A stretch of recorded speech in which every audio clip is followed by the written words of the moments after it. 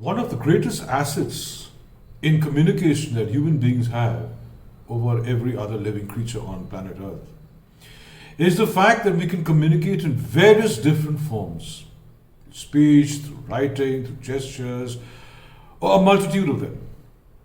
So communication is a very, very important part of our existence. And how we communicate and what the content of our communications have to be, finally decides on the kind of person we are, what sort of a thought leader we are, what sort of thought-provoking ideas that we can spin out. And sometimes it could be very positive, and on the other hand, it could work totally against us. Welcome back. Welcome back to the musings of an old Maverick. Welcome back to the archives of my life.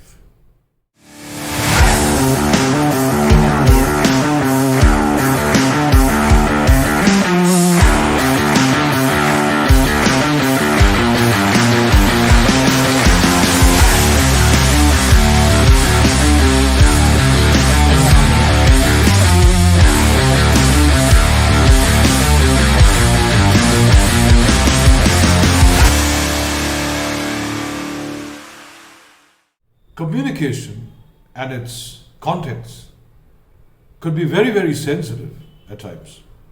Communication is like fire. It can cook your food and it can also cook you. Recently, I happened to read an article on LinkedIn, an article whose contents were referring to the 9/11 situation. And the contents of this article was all about people who had actually missed being part of that unfortunate, ill-fated collapse of the twin buildings. Well, for various reasons. One person, car didn't start, the other person had a last-minute phone call to make, one missed the bus, the other had to drop her daughter to school, and so on and so forth.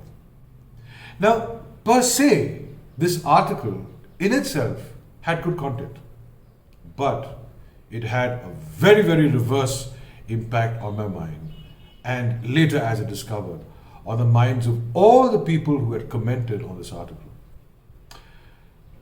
I found, while the article had a lot of interesting information in it, it was absolutely nonsensical or insensitive to people who had lost their loved ones in this tragedy. And I can well imagine how insensitive the writer would have been, not realizing that he or she may just be stroking up a major fire amongst all the readers, especially those who had lost their loved ones in the tragedy, in this ill-fated moment. And so therefore, the model of this is that when we communicate, we need to be very, very sensitive to our readers. Communication is not just about talking about something or expressing something. Communication is taking your reader on a traverse with you. And this journey could either be highly thought-provoking, it could be highly aspirational, it could be highly inspirational, it could be highly motivating, it could be life-changing. But that is what communication does.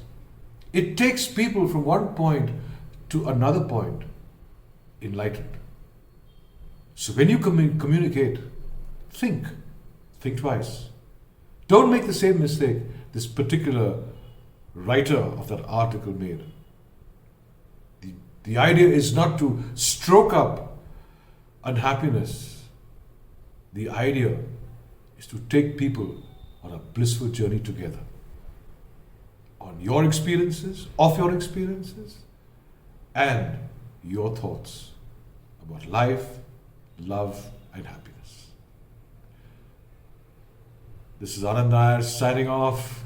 Thank you so much. for being part of my journey, my archives of my life. Have a great life, and I'll see you very soon.